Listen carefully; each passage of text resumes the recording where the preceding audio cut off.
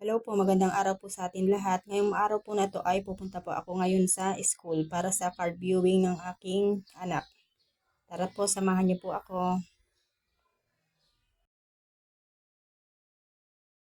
Congratulations sa aking anak. Proud na proud ako sa iyo. Pagbutihan mo pa ang iyong pag-aaral.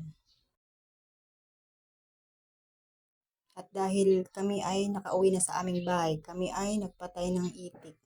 Yan ang aming ulamin ngayong hapunan. Para na rin simpleng celebration para sa award ng aking anak.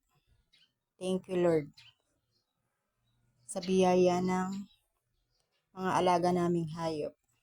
Kaya kami ay nakapagkatay ng itik. Yan, nagluto kami ng adobong itik.